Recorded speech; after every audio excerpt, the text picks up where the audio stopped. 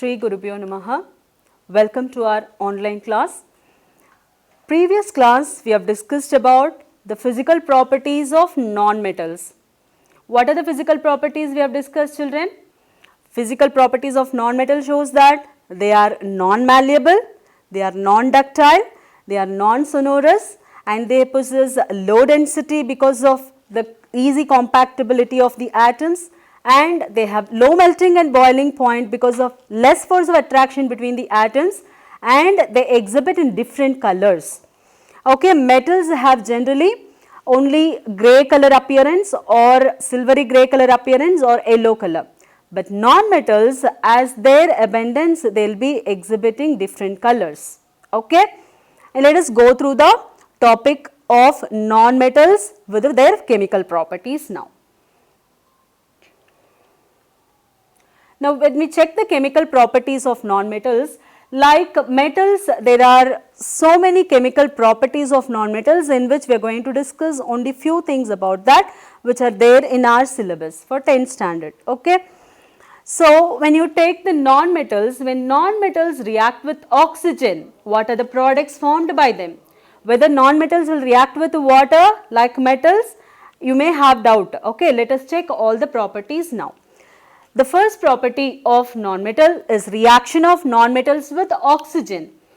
Will they react with oxygen? Yes, of course, because non-metals are electronegative. Even oxygen is also electronegative element.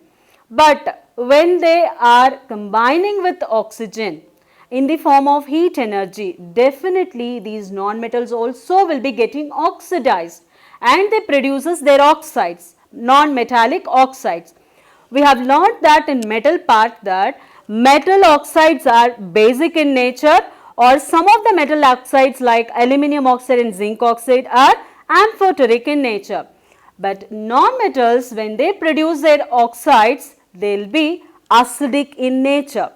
Okay, children. So, let us see how the oxides are exhibiting the acidic character and how to prove it. Now, non-metals, when they react with oxygen, they produces the non-metallic oxides which are acidic oxides, okay, acidic oxides. That's why when these oxides are treated with the water, they produces acidic solutions. Okay, children. So, let us take some examples of non-metals with oxygen. If you take carbon, which is a non-metal, when it reacts with oxygen, produces carbon dioxide, which is an oxide having acidic nature. But how can we say that it is acidic oxide? Let us check that. When this acidic oxide is treated with water, that means dissolved in water, will be getting an acidic solution, carbonic acid. What is this called? Carbonic acid. Okay, so as it is producing the acidic solution, when it is treated with water, the oxides are considered to be what? Acidic oxides. Not only this carbon, let us take other example also. If you take sulfur, when it is treated with oxygen, will give sulfur dioxide. Okay, which is also acidic in nature. You may aware of the acid rain also, isn't it, children? How acid rains are formed? It is due to the major pollutants of oxides of sulfur and oxides of nitrogen. So, which means they are not acidic? Yes, yes, they are acidic in nature. Okay. So, when sulfur dioxide is treated with water, it produces sulfurous acid, H2SO3, sulfurous acid. Likewise, nitrogen, when it is treated with oxygen, it produces nitrogen dioxide, and when this nitrogen dioxide is treated with water, it produces HNO3, nitric acid. So, this is how when non-metallic oxides are formed, when they are treated with water, they produces acidic solution. That is what we can say, that non-metallic oxides are acidic oxides. Okay. And the next property, chemical property of non-metals, reaction of non-metals with water. So usually non-metals will not be showing reaction towards water. Why they do not show the reaction? Because they show inert nature with water. Because non-metals do not have the tendency to displace hydrogen. Okay.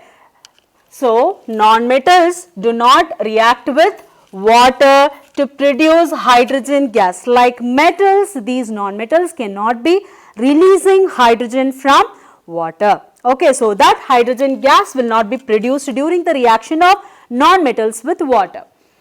Because non-metals cannot give electrons. What is the tendency of non-metal? Non-metal can accept electrons, they cannot donate electrons. Okay, while they donate electron only, they can release the hydrogen ions. But these non-metals, they do not have the tendency to donate electrons, they have the tendency to gain electrons. So as they cannot give electrons to hydrogen in water, they cannot release hydrogen from water. So that reaction with water will not be showing any result with this non-metals. Okay. And reaction of non-metals with dilute acids. When we take the reactions of non-metals with acids, dilute acid as well as with concentrated acids. Non-metals do not react with dilute acids. Okay, as they do not displace hydrogen from acid. So what we have discussed in the earlier thing, the same thing only here also. When it is reacting with the water, as they cannot donate electron, they cannot displace hydrogen. The same way here also, as non-metals cannot release electron, that means donation tendency is not there for non-metals. So that as they cannot donate electrons, they cannot displace hydrogen from acid. So even with dilute acids, non-metals will not be showing any reaction. And the reason for that is non-metal is an electron acceptor. Only thing the non-metals can accept electron. It cannot donate electron, so that it cannot supply electron to hydrogen ions which is present in acid, so that it will be reduced to hydrogen gas. Okay. So reaction of non-metals with acid cannot be shown by the non-metals due to their accepting tendency of electrons. So as it is accepting electrons, what happened? It is not able to donate electrons to hydrogen ion present in acid, so that hydrogen cannot be reduced into hydrogen gas. Hydrogen gas means it is a molecular state of hydrogen. Only when hydrogen ion accept the electrons, it will be converted into the reduced form of hydrogen. Okay. But this is not possible in case of non-metals, because non-metals are not able to donate electrons. Okay. And the next property of non-metals with salt solution, metallic salt solution. So reaction of non-metals with the salt solution. When you take non-metals reacts with the salt solution, more reactive. When it is reacted, what happened? More reactive non-metal will be displaced by, that means will displace less reactive non-metal from its solution. For example, if you take a non-metallic solution, for example, sodium chloride, okay, salt solution, brine solution, which is otherwise called as what? Brine solution. In this salt solution, we have Na plus ion and Cl minus ion. So when it is treated with a non-metal, let us take bromine. When you take these two reactant species, in this reactant species we have chlorine, which is electronegative in nature, whereas bromine is also electronegative element, okay, which is electronegative, right. So what happened? Displacement will take place. So when you take the halogens can be arranged like a fluorine, chlorine, bromine and iodine. When you check the reactivity of these halogens, the reactivity decreases from fluorine to iodine. Okay, so fluorine is considered to be highly reactive whereas iodine is the least reactive element. Okay. So, when you compare chlorine and bromine, here rather than bromine, chlorine is highly reactive, this is less reactive. Okay. So, as it is less reactive, what happened? The less reactive element can be replaced, or else let us take NaBr, which can be replaced with chlorine. Okay, now what happened? This chlorine will replaces this bromine, so that the solution formed is NaCl, and bromine will be evolved as a gas. Okay, or else you can replace that means sodium chloride with bromine also, but displacement will takes place. Only thing is the time duration will be the difference. Okay. Next, reaction of nonmetals with chlorine. Chlorine is a halogen which is electronegative in nature. So, nonmetals when react with chlorine, what happened? They cannot produce ionic compounds. Only compounds produced by the nonmetals is covalent. What is covalent compound? Covalent compounds are produced due to the mutual sharing of electrons. Mutual sharing of electrons. Okay. So, ionic compounds are formed due to donation and gaining tendency of the elements.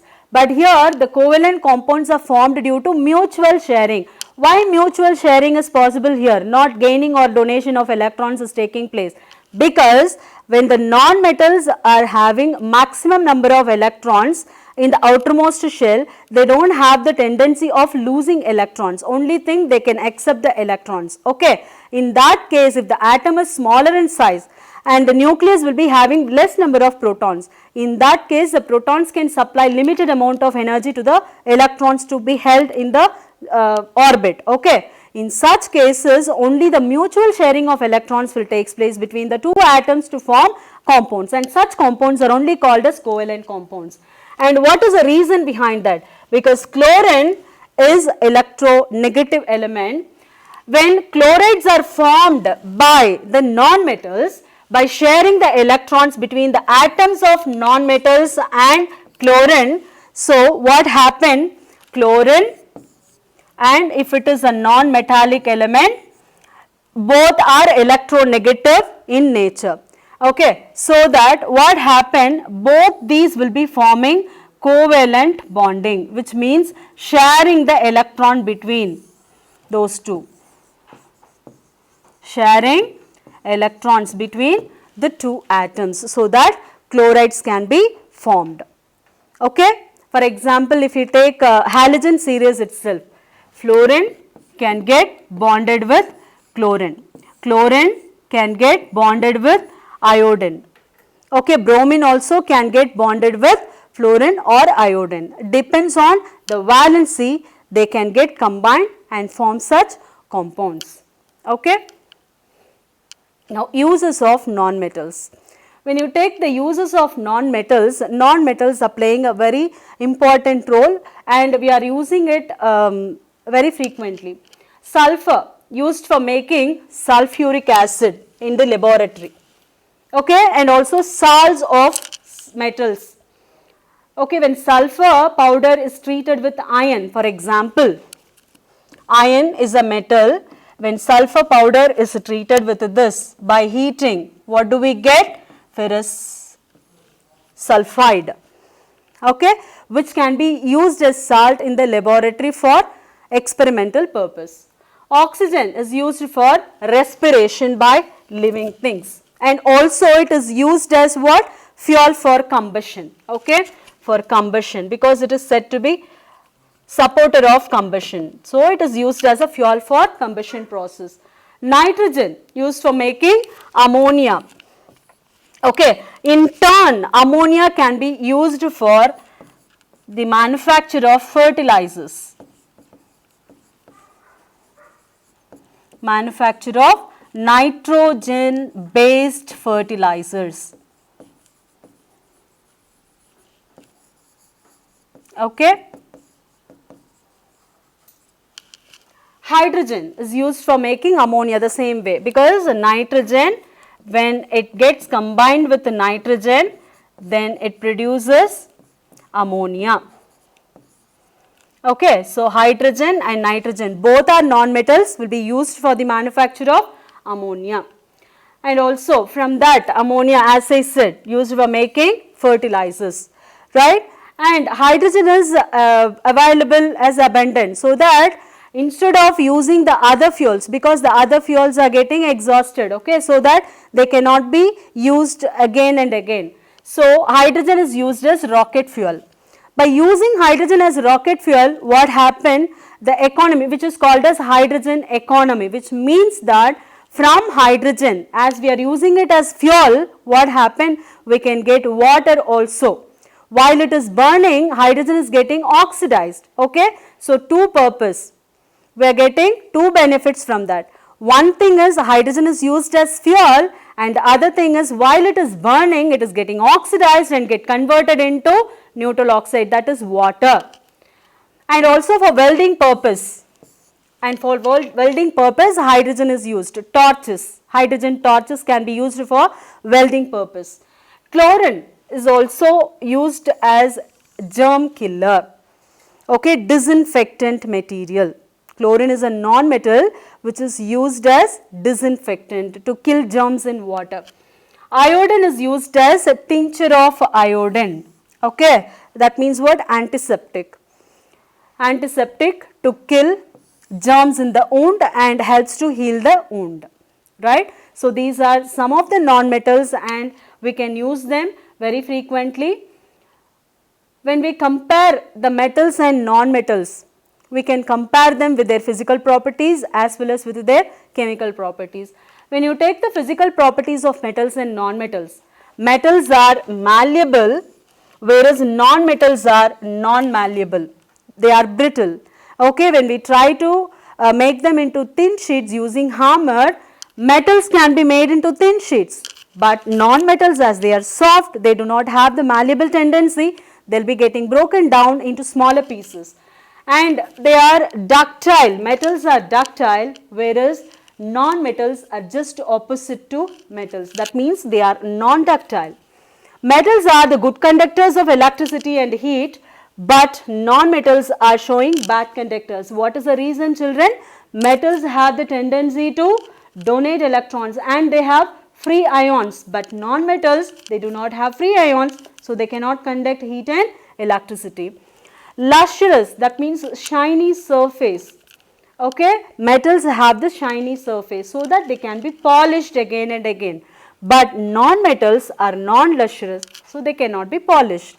Metals are solid. Most of the metals are exhibiting as a solid at room temperature, but non-metals may be available in solid. For example, iodine if you take, somehow that means it will be available as solid in room temperature, but if the temperature beyond, it becomes liquid. Okay, and some of the metals become liquid, and already do you remember that? Which is the non-metal available in liquid state? Bromine. Yes, it's a one more question, make a note of it. Some of them will be available in gaseous form. For example, iodine will get vaporized. All the halogens will be getting vaporized. Okay, if it beyonds, that means if the temperature beyonds, right? Melting and boiling points of metals are generally high. Why do they possess high melting and high boiling point? Because the force of attraction between the atoms will be very strong, so it requires high amount of energy to break the bond. So normally they possess high melting and high boiling point. But when you take the non-metals, they have low melting and low boiling point compared to metals because the force of attraction is very, very less. And metals are strong. They are strong, okay, but non-metals are not strong. They become soft. Generally, metals are hard and tough, but non-metals are soft. That's why they are brittle in nature. Metals are heavy. That's why they have high density, but non-metals are light substances.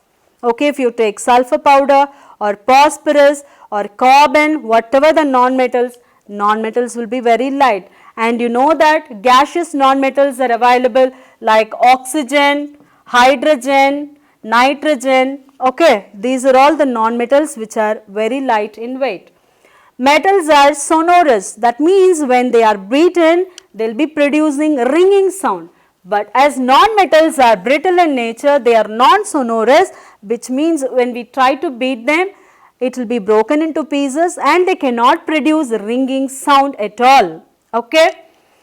When we compare the chemical properties of metals and non-metals, chemical properties, what are the main chemical properties we have?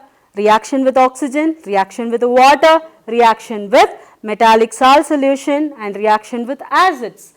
Now, when metals react with oxygen, metallic oxides are formed which are basic in nature. And some exceptions are there, aluminium and zinc oxides which are amphoteric in nature. Because of the amphoteric nature, they can act as acid as well as base. Now, non-metals, they react with oxygen to form acidic or neutral oxides, acidic oxides or neutral oxide. For example, if you take acidic oxide, when carbon get oxidized with oxygen, carbon dioxide is produced, which is acidic in nature, because when it is dissolved in water, it produces what? Carbonic acid, H2CO3. So that this oxide is considered to be acidic oxide. Neutral oxide, if you take, it is water, that means hydrogen oxide, okay, which is neutral in nature. Metals normally react with water to produce the metal oxides. If they are highly reactive metal, very readily they will be reacting with water and produces their oxides which are basic in nature. And some less reactive metals will be slowly showing the reaction with water and even then they will produce oxides which are basic in nature. Only two exceptions are there, aluminium and zinc will produce amphoteric oxides. Non-metals do not show any reaction with water because they will not be having any bonding between water. Whenever a substance is reacting with water, a very important bonding will be formed. It is nothing but hydrogen bonding. That hydrogen bonding will not be shown by the non-metals because what is the reason?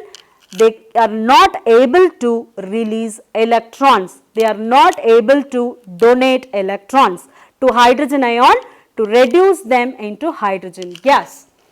Metals normally react with dilute acids to form metal salts. There is an exception, copper, which is the least reactive metal, will not be showing any reaction with dilute acids. Non-metals do not react with dilute acids. The same reason here also. Non-metals are not able to donate electrons, so that they will not be reacting with acids. All metals react with chlorine because metals are electropositive in nature, whereas chlorine is electronegative in nature. So, normally they will have the interaction and produces metal chlorides which are ionic. But non-metals react with chlorine to form covalent chlorides by mutual sharing of electrons.